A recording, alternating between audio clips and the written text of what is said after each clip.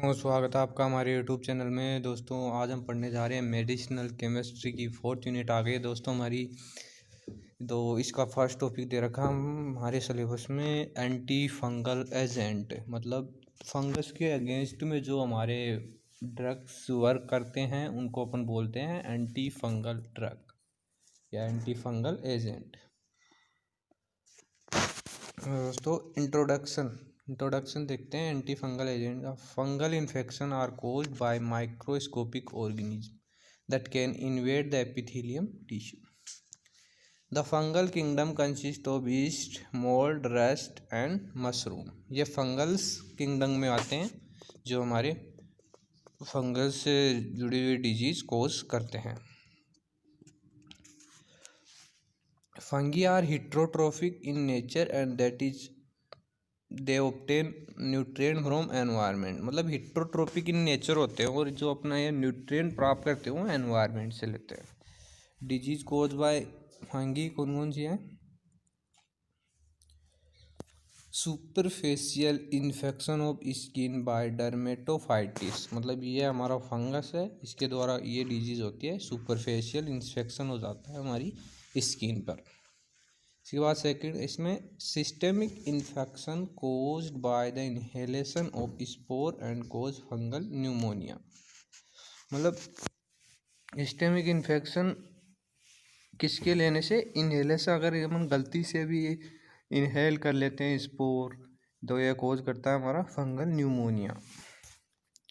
इसके बाद देखिए Antifungal agents are the substances which inhibit the spread of fungi either by killing fungal cell, spores or preventing their growth।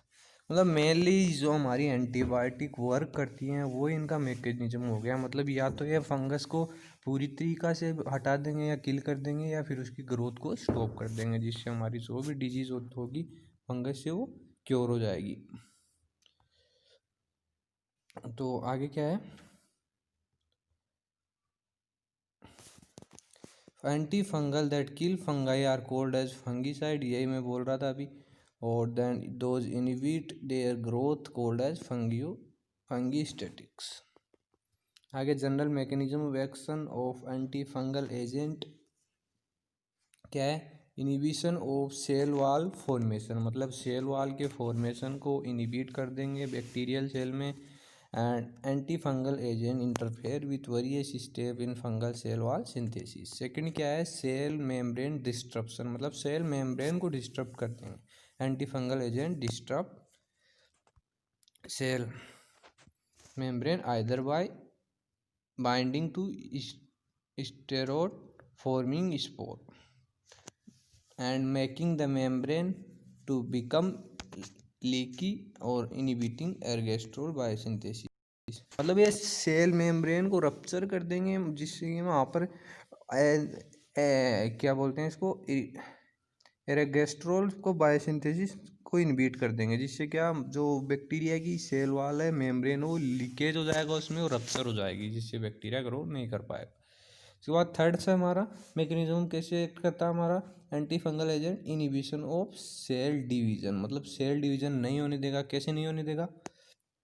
Nucleoside anti fungal agent affect cell division by targeting the microtubule affect in forming the mitotic spindle and by inhibiting DNA transcription, मतलब DNA transcription को inhibit कर देते हैं, जिससे cell division नहीं हो पाएगा। इसके बाद क्लासिफिकेशन देख लेते हैं अपन एंटी फंगल एजेंट का। 3 क्लास में डिवाइड किया गया है इसको: एंटीबायोटिक, सिंथेटिक अमीनो एसिड और मिसलेनियस। एंटीबायोटिक कौन कौन से? हमारी एम्फोटेरिसिन बी, नेस्टेटिन और ग्लिसरोफ्लेविन। इसके बाद सिंथेटिक अमीनो एसिड कौन कौन से? हमारे इकोनाजोल, टिकोनाजोल, फ्लूकोनाजोल, मिकोनाजोल, मतलब जो भी कोनाजोल क्लास की ड्रग है हमारी वो इसमें आ जाएगी, सिंथेटिक एंटी अमीनो एसिड कीटोकोन वाला जो। मिसलेनियस में टोलनाफेट। अब देखेंगे इम्पोर्टेंट कुछ ड्रग, पहले देख लेते हैं एंटी फंगल एंटीबायोटिक्स क्या होती हैं। The first discovery of anti fungal 1939 में वैन ऑक्सफोर्ड एट अल, मतलब ऑक्सफोर्ड एट अल ने डिस्कवर किया था फर्स्ट एंटी फंगल एंटीबायोटिक को इन 1939 में reported the isolation of first antifungal antibiotic. कौन सी थी हमारी? ग्रीसियोफ्लुविन।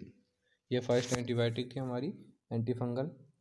ग्रीसियोफ्लुविन inhibit the growth of various species of epidermophyton, microspore and trichophyton. It is fungi static in bound to the cell lipid. ये mechanism क्या था, इसको करते थे। Nystatin exert is anti fungal activity by binding to sterol in the fungal cell में। मतलब sterol से bind हो जाते हैं फंगल सेल में। ये स्टेरोल से बाइंड हो जाएंगे तो इसमें क्या होगा आगे देखते हैं। As result this binding membrane is not able to function as a selective barrier, hence potassium and other cellular constituents are lost, thus lead to death of fungal cell। मतलब फाइनली डेथ हो जाएगी cell की। Use कहाँ कहाँ होता है इनका? Nystatin it is use in treatment of various type of fungal infection. Mainly जो हमारी फंगी एंटी फंगल एजेंट है मेनली फंगल इन्फेक्शन में काम आएंगे। It is used in treatment of intestinal mycosis due to Candida. It is used in the treatment of fungal infection of oral cavity caused by Candida absicum। इसके बाद देखिए हमारे ग्रेसियोफ्लुविन, ये हमारी ड्रग है, इम्पोर्टेंट ड्रग है। ये इसकी स्ट्रक्चर दे रखी है, स्ट्रक्चर आप देख लेना। इतना अगर हम ये स्ट्रक्चर समझाएंगे तो आपको वीडियो लंबी हो जाएगी। इस वजह से आप स्ट्रक्चर एक बार खुद से इसको एक दो बार रफ कॉपी में डिराइव कर लेना, जिससे आपको अच्छे से याद हो जाएगी। प्रॉपर्टीज देखते हैं ग्रीसियोफ्लुविन की। हमारी फर्स्ट एंटीफंगल एंटीबायोटिक है, क्या प्रॉपर्टी है इसकी? It occur as white to pale cream colour crystalline powder, odourless, almost tasteless होती है, practically insoluble in water, petroleum, ether, slightly soluble in ethanol, chloroform, methanol and acetic acid.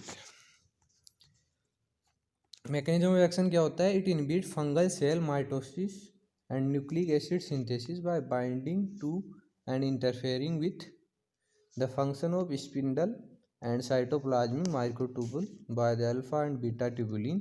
It bind to fungal microtubule, disrupt microtubule function and inhibit mitosis। मतलब ये microtubules function को disturb करती है, जिससे क्या inhibit हो जाता है माइटोसिस, और जो बैक्टीरियल सेलों डिवीजन नहीं कर पाती हैं। इसका यूज़ कहाँ का है हमारे ग्रीसियोफ्लुविन एंटी फंगल एंटीबायोटिक का? It is use in the treatment of superficial fungus infection cause by the ट्रिप्टोफ ट्राइकोफाइटोन और mentagrophytes.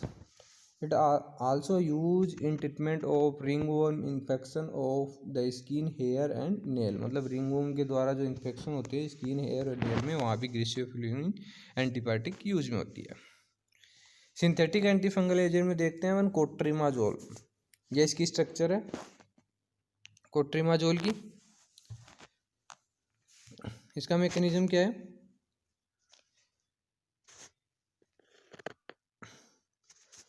It inhibit biosynthesis of sterol. Sterol के बायोसिंथेसिस को इनहिबिट कर देता है। मेनली एर्गोस्ट्रोल, मतलब एर्गोस्ट्रोल के बायोसिंथेसिस को कम कर देगा, तो सेल मेम्ब्रेन डैमेज हो जाएगी और परमिएबिलिटी कम हो जाएगी सेल मेम्ब्रेन की, जिससे result in leakage and loss of essential intracellular compound cause cell lysis. Cell का लाइसिस हो जाएगा, मतलब जब बैक्टीरिया सेल ही ख़त्म हो जाएगी तो बैक्टीरिया क्या इफेक्ट दर्शाएगा।